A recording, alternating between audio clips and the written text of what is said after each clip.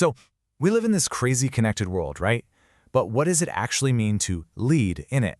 Today, we're breaking down the essential skills for global leadership. And we're going to zero in on one really critical idea: how you can turn diversity into your team's biggest asset.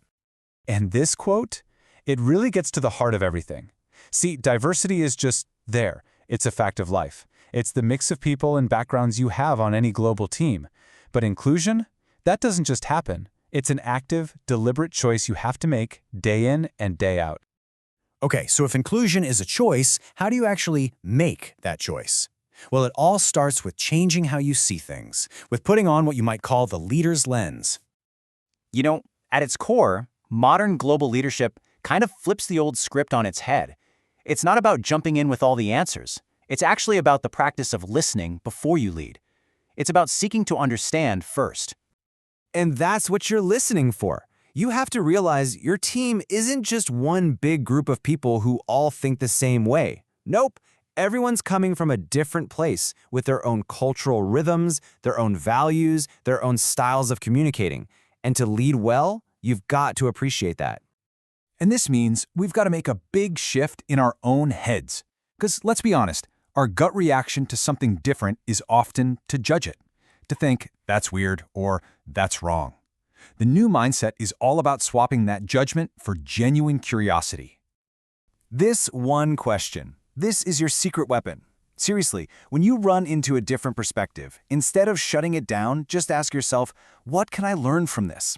It completely changes the game. It turns a moment of potential conflict into a real opportunity to grow. Okay, so that sounds great in theory, right? Get curious. But how do you actually do it? How do you turn that mindset into something you do every day? Well, it boils down to a few simple but super powerful rituals. And look, we're not talking about some massive, complicated program here. These are small habits. Things like just rotating who gets to speak first in a meeting. Super simple, but it stops the same dominant voices from taking over every time. Or, when you see someone's being quiet, just invite them in. Say their name and ask what they think. And my personal favorite, ending every single meeting by asking, hey, whose perspective are we missing here? That's a game changer for avoiding groupthink. Now, you might think these are tiny things, but the ripple effect is huge.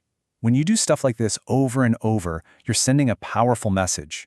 You're building what's called psychological safety, an environment where people feel like, hey, it's safe to speak my mind here. It's safe to be myself. And that right there, that feeling of safety, that's where the magic happens. Think about it. Breakthrough ideas don't come from people who are scared to share a half-baked thought. No way. Innovation comes from teams where people feel safe enough to take a risk, to throw a crazy idea out there. So inclusion literally fuels innovation. To really get why this matters so much, let's make it personal for a second. I want you to just take a moment and think about your own experiences. Okay, take a second and really try to remember a time when you felt like an outsider. Maybe in a meeting, at school, whatever. You felt excluded. How did that feel in your gut? Did you want to share your best ideas? Probably not. All right, now let's flip it. Think of a time you felt the exact opposite. You felt totally valued, like you belonged. Someone really saw you for who you were. What did they do or say that made you feel that way? That specific thing? That's the difference we're talking about. See, that huge gap between feeling excluded and feeling valued, that's not an accident. It's something that can be designed. And leaders, they're the architects. You are literally the architect of the emotional space your team works in every single day. So really, this becomes your main job. It's not just about hitting targets or managing timelines. Your most important role is to build a place where every single person on your team feels seen. So let's tie all of this together now, because there's one core quality that's powering everything we've talked about. The curiosity, the listening, the rituals, all of it. And that quality is global empathy. That's the engine that drives the whole thing. It's the ability to try and understand and share the feelings of another person, especially when they come from a totally different background. That is the bedrock of real global leadership. And it's so important to be clear about what this means in the real world. Respect isn't about always agreeing with someone. You don't have to think their idea is the best one. Respect is simply about understanding.